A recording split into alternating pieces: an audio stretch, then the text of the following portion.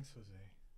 My name is Rob Halpern. I'm faculty in the creative writing program here at EMU, and I have the great honor and privilege to introduce Samuel R. Delany this evening. It's not every day that one's asked to introduce one's literary and queer hero.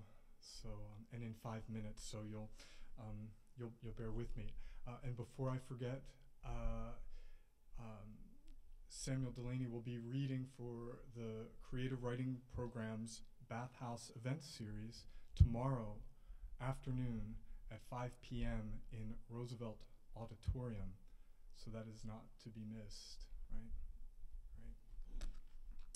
So it's no exaggeration to say that Samuel Delany's writing has spawned a galaxy that maps onto our own world, not through its generic universality, but rather through its radical singularity. A singularity that paradoxically has everything to do with those hoary conventions of cultural organization known as genres. For over 40 years, Delany has sustained a powerful commitment to what he has called the para-literary, all those so-called degraded genres, considered to be outside the proper province of capital L literature. In doing so, he has taken up one genre after another: science fiction, pornography, fantasy, gay fiction, autobiography, only to challenge and reshape the genre's norms and protocols. Delany's writing courts the generic contract, only to break that old Horatian taboo against so-called mixed modes by introducing potential contraband at every genre crossing, often in the form of non-normative queer sex. But the transgressions are never gratuitous. Instead, it's precisely in its refusal to countenance sexual norms of any sort that Delany's writing realizes a profound humaneness against the background of our too often inhumane world. From his Nebula Award-winning Dahlgren and his unpublishable pornographic novel Hog, both written between '69 and 1973, to his fantasy series The Tales of Neverion, published throughout the '80s, and his anti-autobiographical autobiography Motion of Light and Water, published in 1988. From his critical work in the late '90s on the neoliberalization of Times Square, to his most recently published 800-page tour de force through the Valley of the Nest of Spiders, which has already been referred to by respectable critics as the most significant work of fiction thus far in the 21st century. And I'll take this opportunity to make a pitch. If anyone wants to hang out with me during the month of April and read this together, I'm down. Okay? Just hit me up. Delany makes tactical use in all of these works of pornography, the representation and narrativization of sexual acts, to challenge the division between the privatized and the communized, while breaking down the surveilled and codified and policed boundaries that separate the perceptible and the imperceptible, the speakable and the unspeakable, the sanctioned and the banished. This is pornography as the representation of social relations, wherein pleasures of every sort, whether imaginable or unimaginable for the reader, are permitted and respected, especially when they create conditions of possibility for contact across otherwise hardened social boundaries, class, race, age, and ableness. What Delany's writing does so extraordinarily well, what makes the writing as inexhaustibly rich as it is challenging and necessary, lies in its indefatigable effort to ensure a space of freedom for bodies and pleasures that can't be fixed, a space of difference that can never be inscribed in the violent terms of the normative and the deviant, a space of incomparable generosity and mutual care in a world that has otherwise hardened around marketable norms and monetized identities. This is a space it might do us well to think of as a commons, a queer commons, not a place in the traditional sense of atlases and GPS, but a space of resource, open and available for use by all.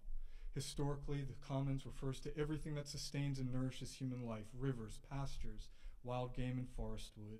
But the commons is also our language and our affects and the pleasures our bodies afford.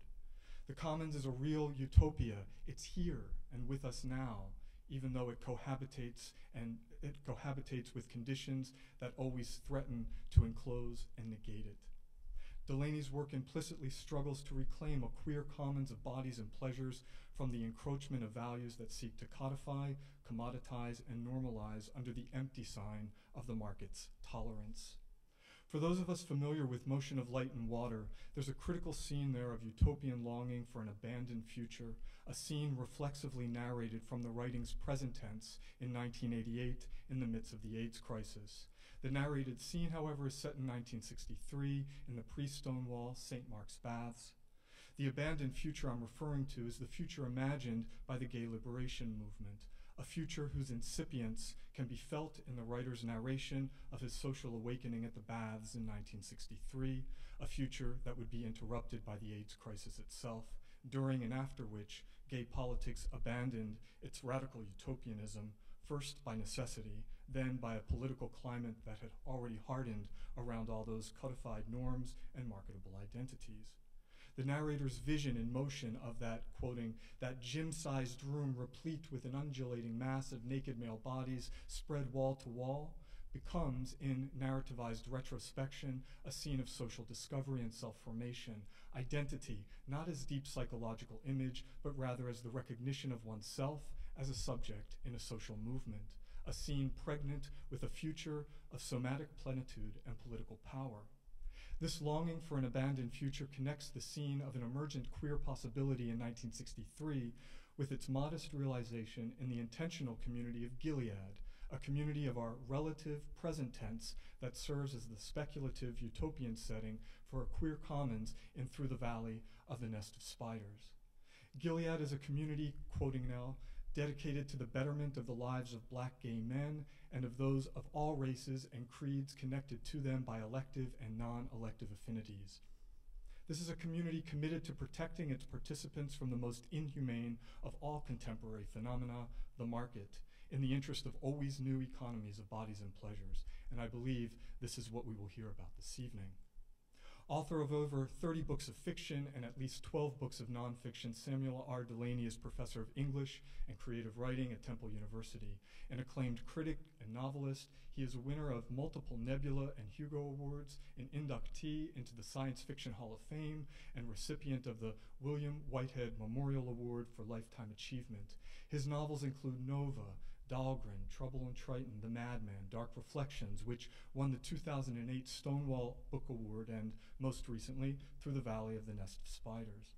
Delany is also an influential queer critic and mentor to a new generation of queer studies scholars. His book, Times Square Red, Times Square Blue, which analyzes the impact of Times Square's redevelopment on working class queer sexual culture, and The Motion of Light and Water, a memoir of his life as a Black and gay writer, are regularly taught across the country. Delany has been named one of Out Magazine's 100 Most Important Gay Men and Women of the Year, and in 1990, the Lambda Literary Report included him in a list of 50 men and women who had done the most to change modern attitudes toward gayness. He was recently the subject of a documentary by Fred Barney Taylor, The Polymath, The Life and Opinions of Samuel R. Delany, Gentleman. Last year, Delany received Yale University's Brudner Prize, awarded annually to an accomplished scholar or activist whose work has made significant contributions to the understanding of LGBTQ issues. The talk Chip will deliver this evening, A View from the Valley's Edge, derives from presentations he made at Yale as a recipient of the most prestigious award. And join me now in welcoming Samuel R. Delany.